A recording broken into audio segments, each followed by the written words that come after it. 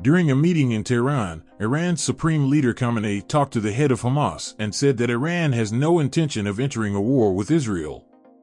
Additionally, he accused the Hamas leadership of not providing advance notice of the October 7th attacks.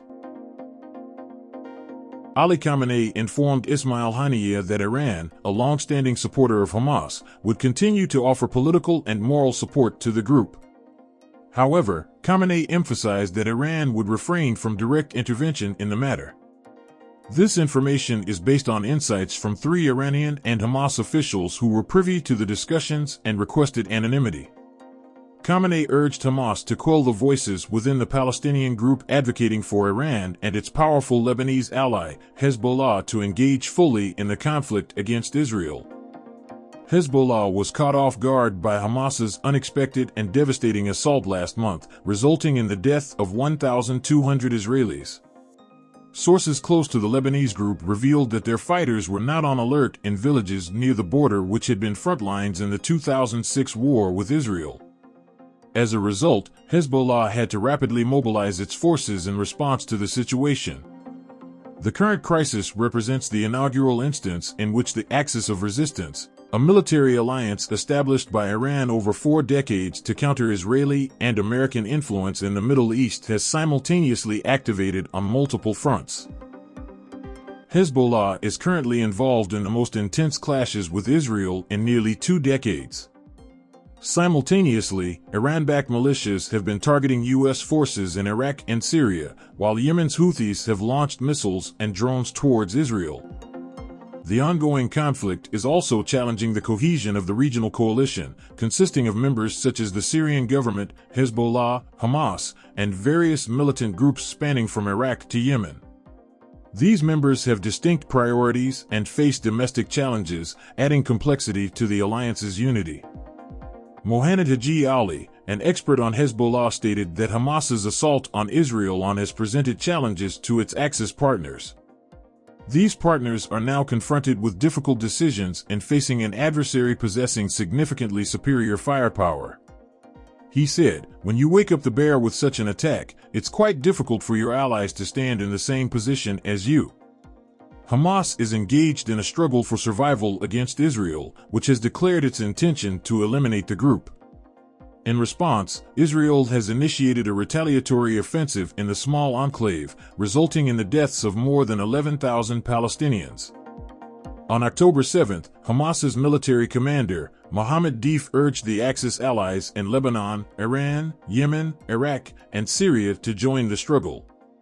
In an audio message, he stated, "Our brothers in the Islamic resistance in Lebanon, Iran, Yemen, Iraq, and Syria, this is the day when your resistance unites with your people in Palestine." Frustration emerged in subsequent public statements by Hamas leaders, including Khaled Meshal. In an interview, Meshal expressed gratitude to Hezbollah for its actions thus far, but remarked that the battle requires more. However, leaders within the alliance have conveyed that they will not engage in direct intervention in the conflict unless Iran is directly attacked by Israel or the U.S. This information comes from 6 officials with direct knowledge of Tehran's perspective who have opted for anonymity due to the sensitive nature of the matter. Instead, the rulers of Iran intend to persist in utilizing their network of armed allies within the Axis, including Hezbollah, to carry out rocket and drone attacks on Israeli and American targets throughout the Middle East.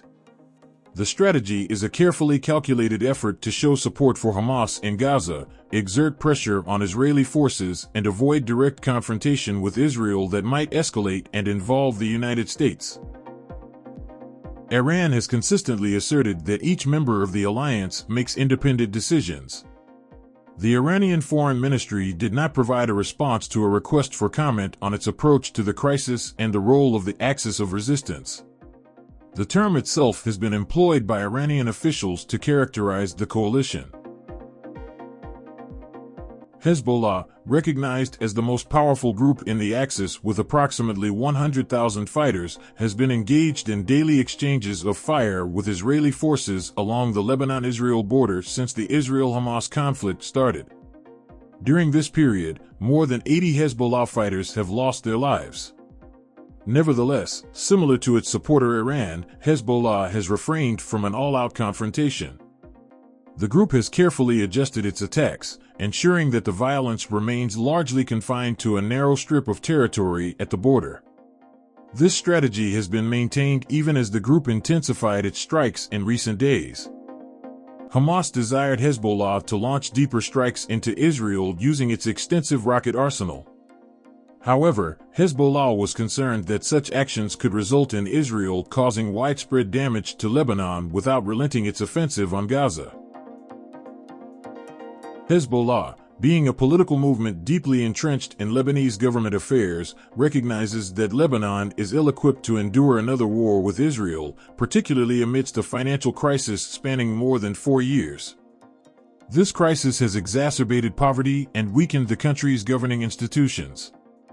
Lebanon invested years in rebuilding from the 2006 war, marked by Israeli bombardments that heavily targeted the Hezbollah-controlled south of the country and devastated significant areas of its stronghold in the southern suburbs of the capital, Beirut.